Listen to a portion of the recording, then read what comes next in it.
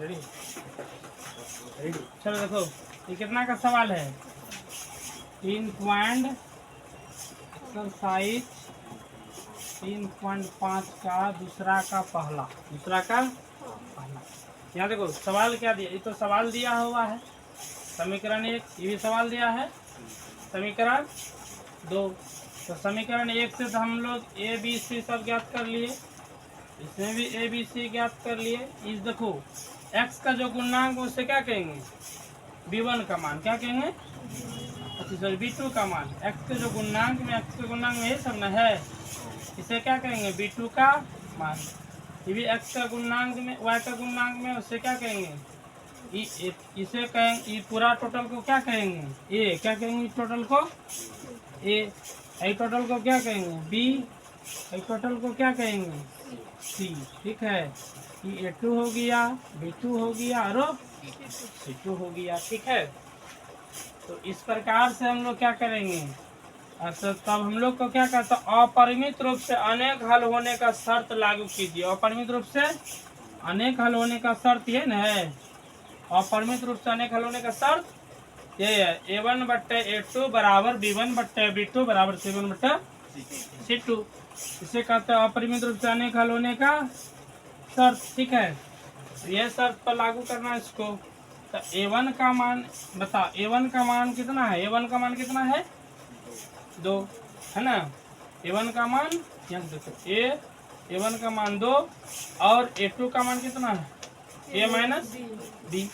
और देखो B1 का मान कितना है 3 और B2 का मान क्या है A प्लस B और C1 का मान कितना है 7 और C2 का मान कितना है 3A प्लस B माइनस 2।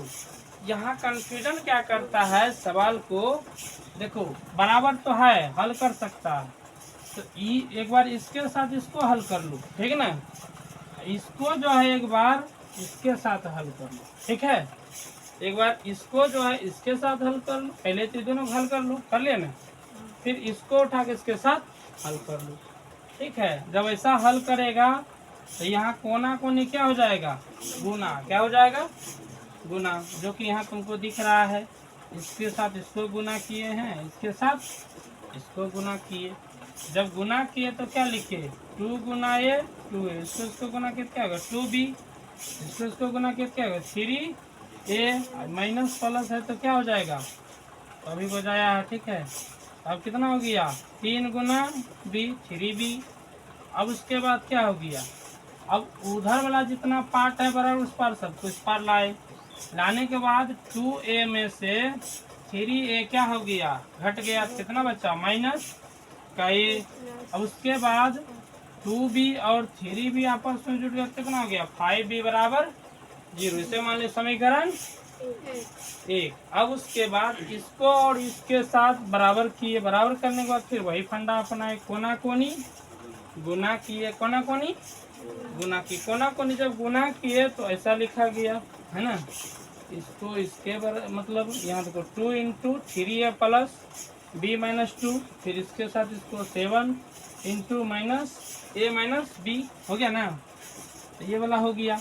अब जब गुना किए तो 3 दूना 6 क्या है 2 गुना B तो क्या हो गया 2B, 2 दूनी 4 हो गया ना, 7A 7B तो गुना के 7 गुना माइनस B तो क्या हो गया माइनस 7B है ना। अब इसमें जो है इस सबको उठा करके बराबर किस पार ला लिए, यही जो था माइनस 4 को उस पार भेज दिए, जब उठा करके लाए तो जो माइनस में था वो प्लस हो गया, जो प्लस में था वो क्या हो गया माइनस। तो यहाँ देखो 6A है, यहाँ 7A है, तो 6 माइनस 7A में से 6A चला गया तो कितना बच्चा माइनस का A, यहाँ है 2 यहाँ 7 7 2 कितना हो गया 9B बराबर 4। इसको मान लीजिए समीकरण 2। अब हम लोग लिखे समीकरण 2 घटा समीकरण 1, तो समीकरण 2 क्या है, समीकरण 2 ये वाला है, इसको लिख लिया यहाँ पर, और समीकरण 1 ये वाला है, इसको लिख लिया यहाँ पर है ना। तो घटाने में चिन्ह परिवर्तन होता है, तो चिन्ह परिवर्तन किया तो प्लस हो गया, माइनस हो गया, आपस में क्या हो गया कट गया, ये नेगेटिव हो गया। 9 में से 5 गया कितना बचा 4B, आज 4 में से 0 घटे कोई फर्क पड़ेगा नहीं। तो क्या हो गया 4 एक 4, 4 कहीं गुना उधर जाएगा, क्या आ जाएगा भागा b बराबर 4/4, 4 एकम 4, 4 एकम 4, b का मान कितना हो गया 1। समीकरण 1 से समीकरण 2 से लिए, समीकरण 2 से समीकरण 2 कहाँ पर है, यहाँ पर है। समीकरण 2 का मान बैठा है माइनस से प्लस 9b बराबर 4।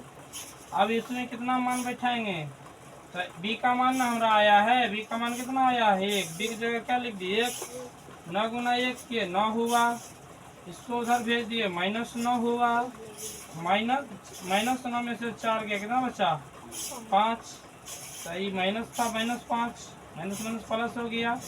a का मान कितना हो गया 5, b का मान कितना हो गया 1। यही है राइट आंसर, ठीक है।